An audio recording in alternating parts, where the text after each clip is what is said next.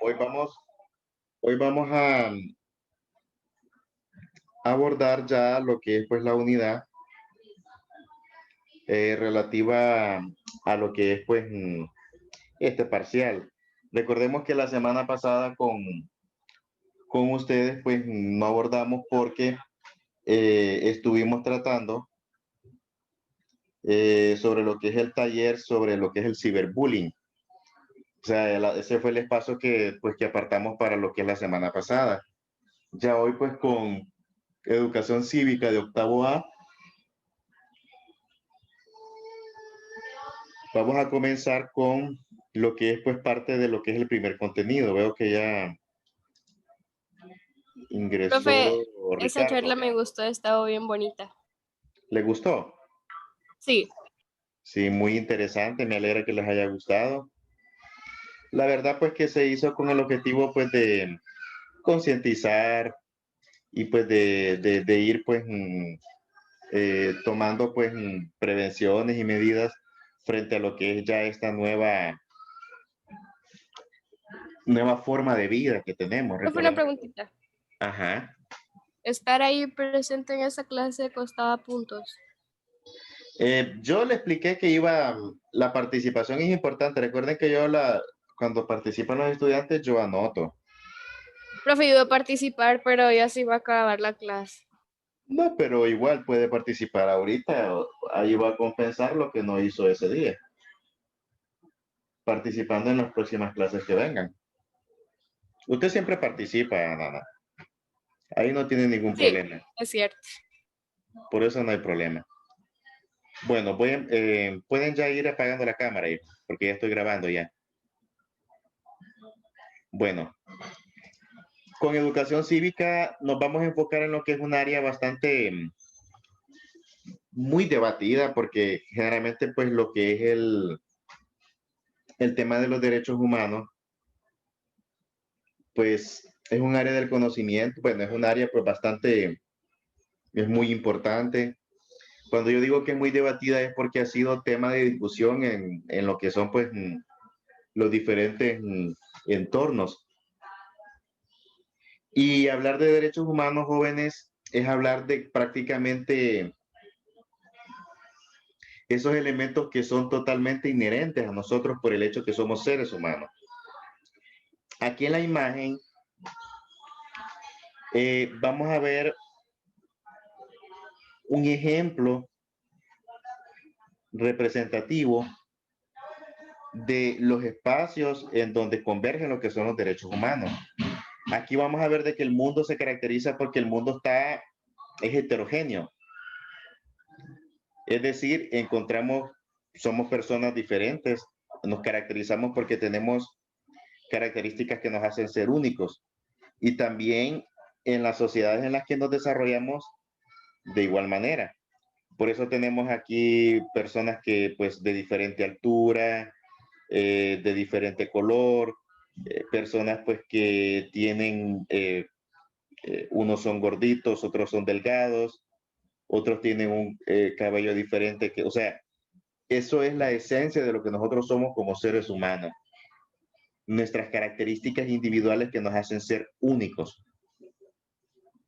Y aquí es donde viene y donde caen lo que son pues los derechos humanos, que los derechos humanos en esencia vienen a ser prácticamente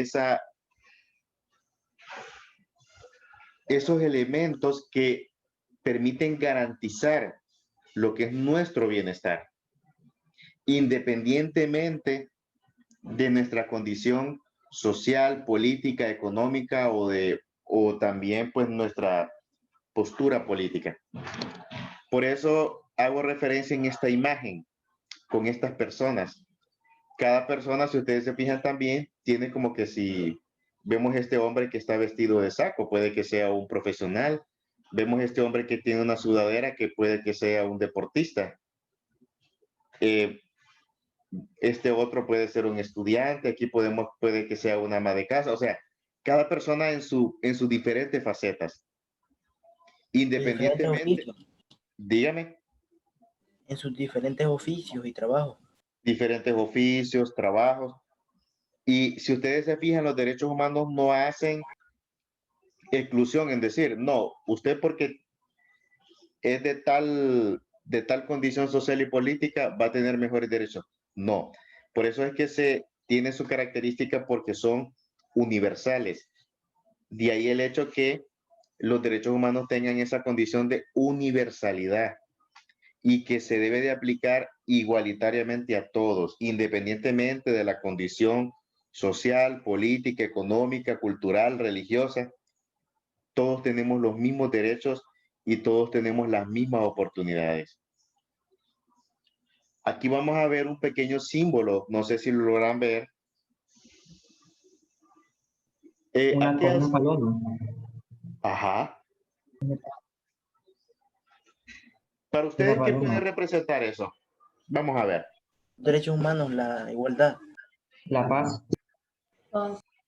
Ajá, vamos a La ver. unión. Profe, ¿ese es un pajarito o es una mano? Ajá, Una vamos a ver. paloma. Permítame escribir acá en mi bitácora para anotar los que participan. Hoy es 7/10 del 20. Cívica, octavo A. Bueno, ya me había participado Dana. ¿Quién fue el varón que me dijo? Vamos a ver No. quién es. Nombre, deme los nombres. Nombre de los. Daniel. Ah, sí, sí, Daniel me participó. Muy bien. ¿Quién fue el otro varón que participó? Carlos Arturo. Arturo, Profe, una pregunta. dígame. ¿Ese logo es una mano o es un pajarito? Ah, Pero eso a es lo mí que ahora quiero. que lo dijiste es un pajarito. Ah, Macías Ajá. también. Macías. ¿Cómo dice Macías? Que ahora que Dana dijo que es un pajarito, ya no lo puedo mirar como una mano. Ah, por eso les pregunto, ¿cómo lo ven ustedes? Yo lo miro como un pajarito. Uno lo ve como un pajarito Como y una mano. otros lo ven como una mano. Muy bien. Representa una figura humana de piel con brazos abiertos. Ah, otro lo ve como una figura humana con... Ajá, ¿qué más? Muy bien. Ese simbolito que ustedes ven ahí, jóvenes, es el símbolo oficial e internacional de los derechos humanos. Logotipo. El logotipo oficial, exactamente. ¿Su nombre? Ojara. Ojara, vamos a anotarlo, muy bien. Vean que eso es importante de los aportes, que den sus ideas. Ojara. Entonces, ese viene a ser, jóvenes, lo que es Profe, el es el mismo símbolo. que Carlos Arturo. Ah, es el mismo. Sí, profe. Ok. Bueno, es que bueno, voy a borrar acá, Ojara. Entonces, ese es el símbolo internacional de los derechos humanos. O sea, cuando ustedes vean ese simbolito en el periódico, en una revista, acuérdense que es el símbolo de los derechos humanos. Para la creación de ese símbolo, se inspiraron en dos elementos que fueron los elementos que ustedes me mencionaron. Lo que es un ave o una palomita y lo que es una mano. Recordemos de que en nuestras manos está la libertad. O sea, es una metáfora. Entonces, y en esa secuencia es que se crea y se institucionaliza lo que es ese símbolo como el símbolo oficial o el logo oficial de lo que son los derechos humanos. En la clase, porque yo sé de que ustedes lo vieron, pero tampoco hemos visto el contexto histórico de cómo surgen los derechos humanos. Entonces, esa parte es la que... Ajá, dígame. El logo de los derechos humanos que está en la imagen se utiliza a nivel mundial o solo para ciertos países. Internacional y mundial. Es cuando yo me refiero ya a los derechos humanos, me refiero a nivel internacional. Es decir, los derechos humanos van más allá de las fronteras de los países. Es decir, es algo que es como por decirlo así, las reglas del mundo, los derechos del mundo. Es decir, nos compete a todos, independientemente del país donde hayamos nacido, del rincón más metido del mundo, todos tenemos o todos vamos a ser beneficiarios de lo que son los derechos humanos como tales, que más Profe. adelante los vamos a ver, pero ahorita vamos a explicar. Profe, una pregunta. Profe. Dígame. ¿Qué país creó los derechos humanos? No lo creó un país en lo específico. Recordemos que los derechos humanos surgen en el marco de lo que son, pues, las Naciones Unidas. Las Naciones Unidas, que eso lo vamos a verlo en la Declaración Universal de los Derechos Humanos, que la Declaración Universal de los Derechos Humanos surge en el seno de lo que es la Organización de las Naciones Unidas, la ONU. La ONU, jóvenes, es como decir una entidad donde están agrupados todos los países del mundo. Y ahí pues se debaten o se analizan pues temas de interés colectivo, temas de interés pues nacional e internacional quiero decir. Entonces, en el caso de los derechos humanos pues fueron planteados bajo lo que es el seno de lo que son las Naciones Unidas o lo que es la ONU. Todos los países tienen el derecho de tener su representante en la ONU, en lo que es pues tanto el Consejo de Seguridad como en las demás dependencias, porque la ONU tiene muchas dependencias, tiene la UNICEF, tiene lo que es la Organización Internacional del Trabajo, la Organización Mundial de la Salud, la Organización Internacional de Energía Atómica, muchas naciones. Dígame, ¿quién quiere participar? Yo, profe. Dígame. ¿Hay algún país que no esté unido ahí a la ONU? Todos tienen participación. Independientemente, por más nuevo que sea un país, ese se le prepara y se le da su curul para que envíe su representante. La ONU tiene su sede en Nueva York, los Estados Unidos. Ahí tiene su sede. Profe, una pregunta. Ajá. Cuando la Primera y Segunda Guerra Mundial ya existía la ONU. No, la ONU existe después de la Segunda Guerra Mundial. De ahí nació. Entonces, la ONU nace y este es lo particular de ello. Recordemos que la Segunda Guerra Mundial fue prácticamente pues uno de los conflictos más brutales en la historia de la humanidad, por la cantidad de bajas civiles y por la cantidad de destrucción. Recordemos, haciendo uso de lo que nos brinda la historia, en la Segunda Guerra Mundial pues intervinieron lo que eran dos frentes, lo que eran los aliados o el bloque de países denominado de los aliados y el bloque de países denominado como países del eje. Los aliados estaban integrados por Estados Unidos, Inglaterra, Francia y lo que era la Unión Soviética. Y los países del eje estaban conformados por la Alemania nazi, por Italia y por Japón. Entonces, estos eran los países del eje.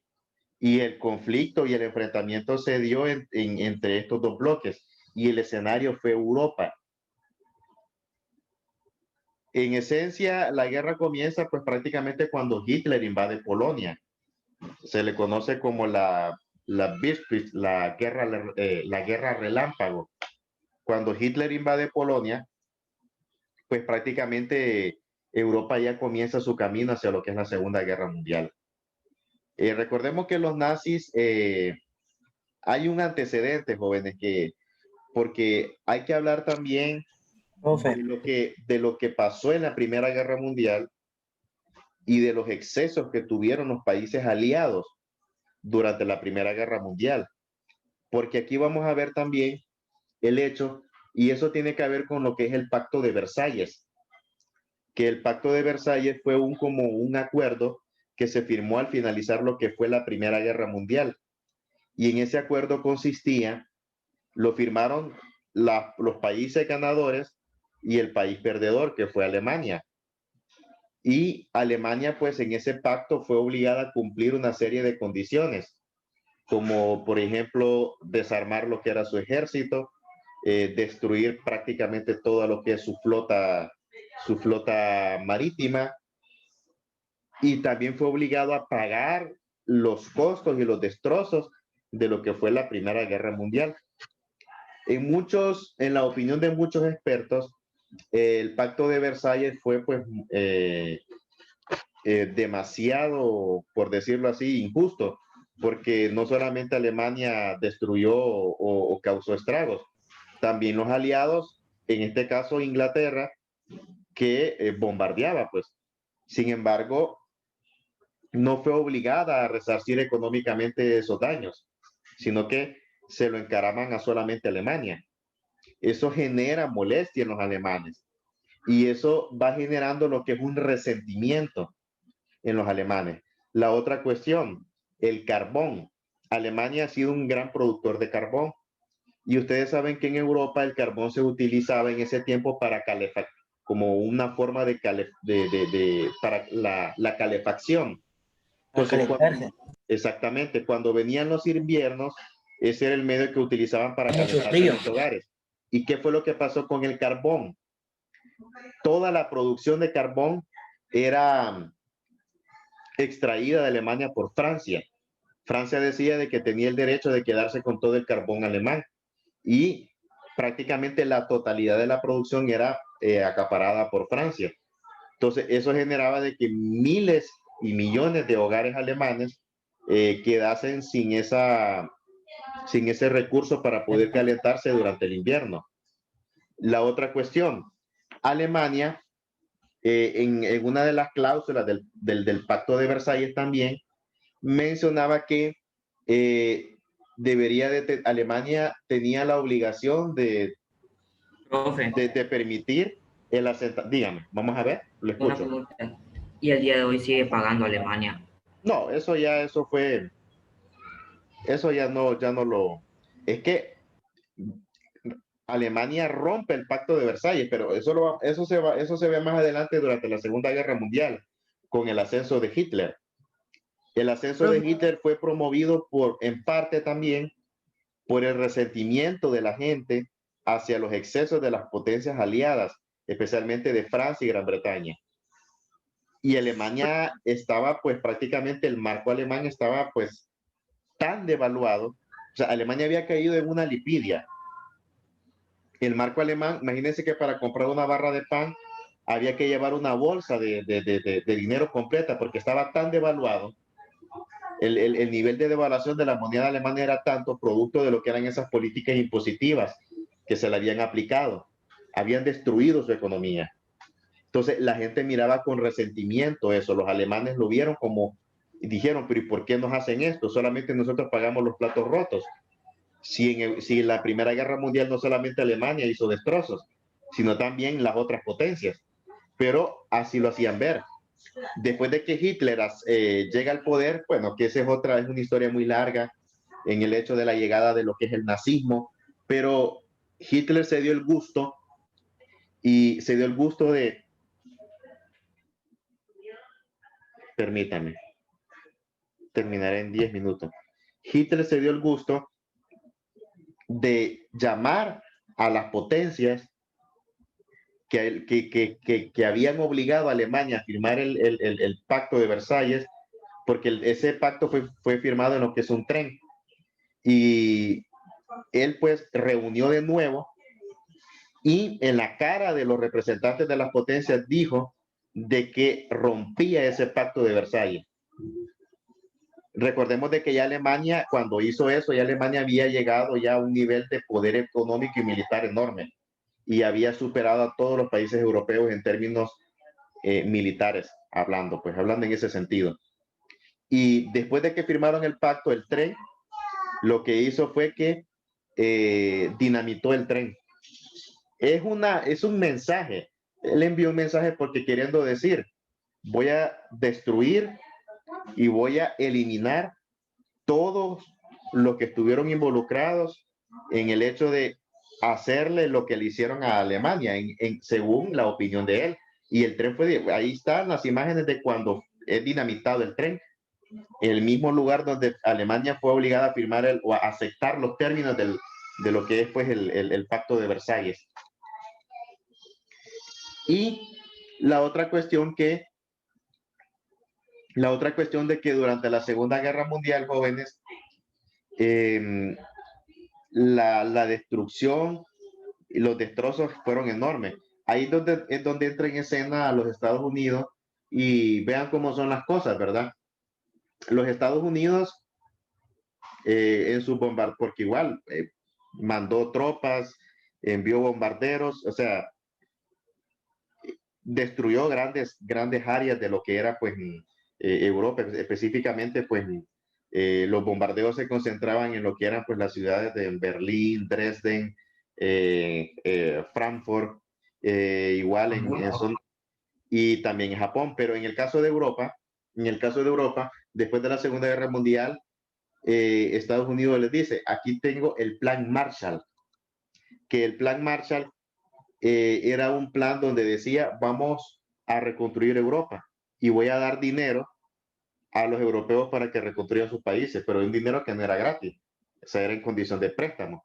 Entonces, en esencia, había también una lógica de lo que era pues el negocio, el querer hacer negocio partiendo de lo que era pues algo que en lo cual pues estos países pues no solamente estuvieron solos en eso. Y pues después de la Segunda Guerra Mundial también se instaura, se vio la necesidad de que el mundo debería de tener un órgano supremo que fuera más allá de la autoridad de los países.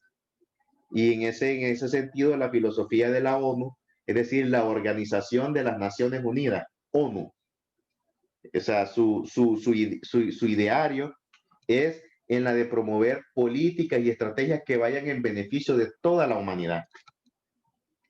En el hecho de que la ONU sirva como una entidad que se encargue de regular y de establecer cuáles son los límites en lo que es el mundo. Es decir, determina cuáles son las reglas del juego en el mundo y que esas reglas van en beneficio de todos, sin importar el país de origen. Entonces, esa es la perspectiva de la ONU.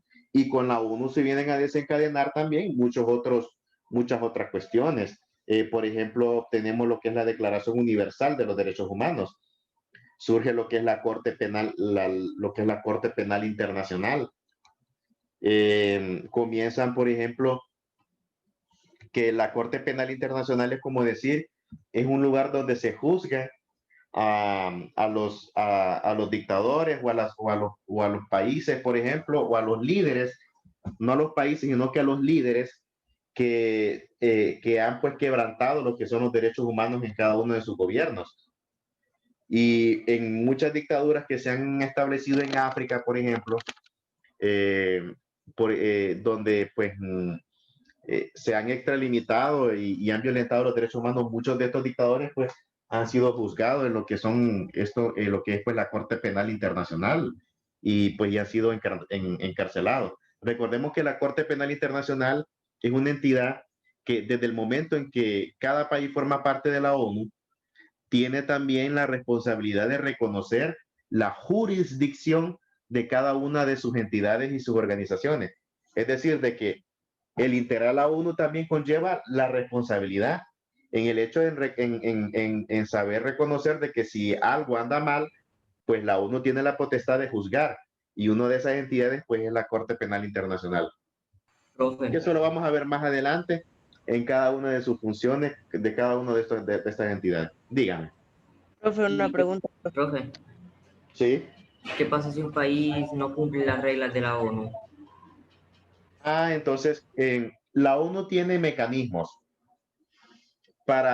generalmente estos mecanismos tienen la intención de generar medidas coercitivas de que hagan cambiar de parecer a este país. Para eso existe, se le conoce como el Consejo de Seguridad de las Naciones Unidas. El Consejo de Seguridad de las Naciones Unidas, jóvenes, prácticamente es la entidad de mayor poder que tiene la ONU. ¿Por qué? El Consejo está conformado por las potencias que conformaron el bloque de los países aliados durante la Segunda Guerra Mundial. Estados Unidos, Francia, Gran Bretaña, Rusia, y solamente se le añadió China, que China no participó en lo que fue la Segunda Guerra Mundial, pero China tiene su asiento en el Consejo de Seguridad, en el Consejo de Seguridad de las Naciones Unidas por el hecho de que es una gran potencia y que no pueden obviar, pues, o sea, ahorita la economía china está al punto de que en unos 5 en unos 5 años ya va a ser la mayor economía del mundo y va a desplazar tanto la de Estados Unidos como la de Unión Europea. Por eso le dicen la fábrica del mundo. Entonces el consejo, cuando algo anda mal, digamos que un país, vaya, se están cometiendo crímenes o digamos de que un país invade a otro país, como es lo que está pasando ahorita entre lo que es pues Azerbaiyán y Armenia, donde Azerbaiyán pues bombardeó lo que son unas zonas que son de mayoría armenia y que son controladas por Armenia. Y Azerbaiyán alega de que esos territorios le pertenecen.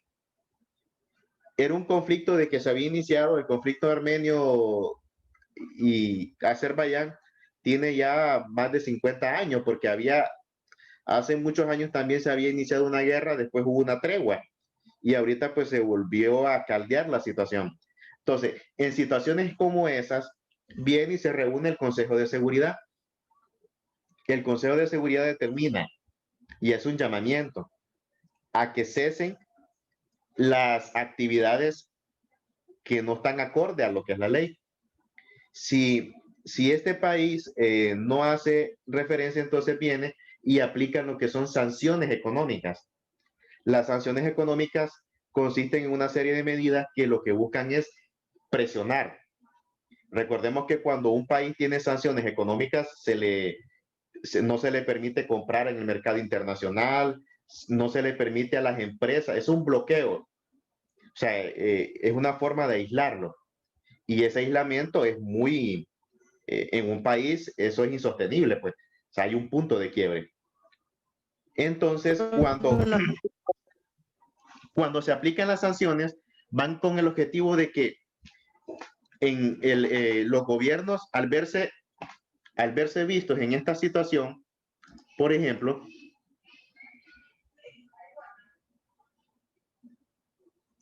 en lo que es, pues, en una nación que se le aplican lo que son las sanciones económicas, lo hacen con la intención de que, en primer lugar, ceda y de esa manera cumpla con los requerimientos.